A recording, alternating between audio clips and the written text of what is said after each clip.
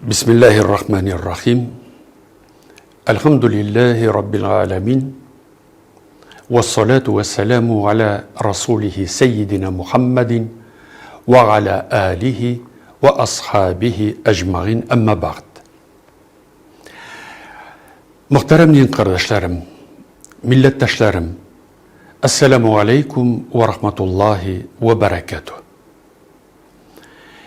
2023 yılda ümmetimizin gururluğu, milletimizin asıl ullarının birisi Hüseyin Hazret Feyzxanov'nun doğumuna 200 yıl tola.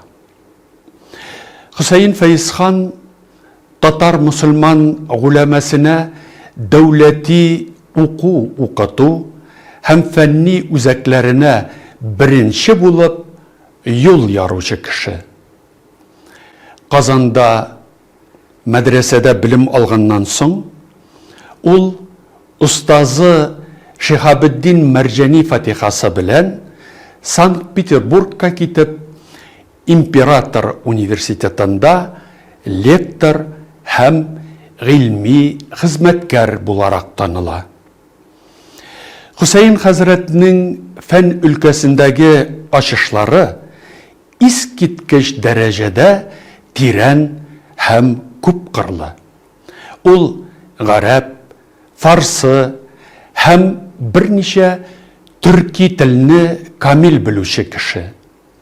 Bunun üstüne Hüsnül Hatta gayet ustalığı arkasında tanılgan professorlarda tübüne düşüp jite almagan burunғы kul yazmalarını okuy, köşerip yaza, tercüme kıla.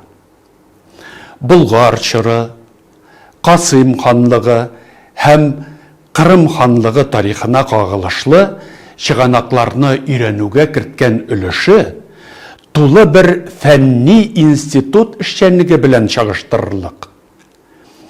Galim özünün imzasın Mulla Hüseyin Feyzxan dip koyatırgan bulgan. İmperiya başkalasının üniversitetinde hizmetkar buluğuna karamastan, Hüseyin Hazret özün birinci şiratta dinge hizmet kılışı bularak tanıgan. 1862 yılda ol İslah Madaris eserini yaza.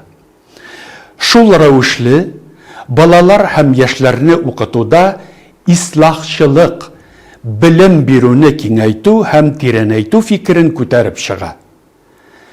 22 yıldan soň Kırım'da İsmail Gaspralı birinci jadidi medreseni açudan başlap jadidçilik yönelişi üse başlayıp. Bu fikri ağımның asılın, maksatın aldan kuruşu, ümmet aldında küterip çıgışı Hüseyin Hazret Feyzxanov bula. Kızganış, hazırki kebek bütün şartları hem teknik mümkünçilikleri tudurulgan dünyada da ilimlik ülkesinde Mulla Hüseyin Feyzxan derecesine jitüşiler bik az. Galimimizin tuğuna 200 yılını bilgilep ötken yılda biz anın eserlerin, fenni kazalışların tirendin öğrenirge, cemaatçilikke jitkirirge tiyiş dip sanayım.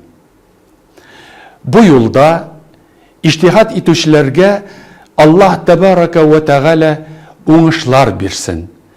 Hüseyin Hazret Feyzxanov'ның ruhu Allah'ın rahmetine erişip Firdevs cenneti ehillerinden kıl ya Rabbi diye min duada kalam.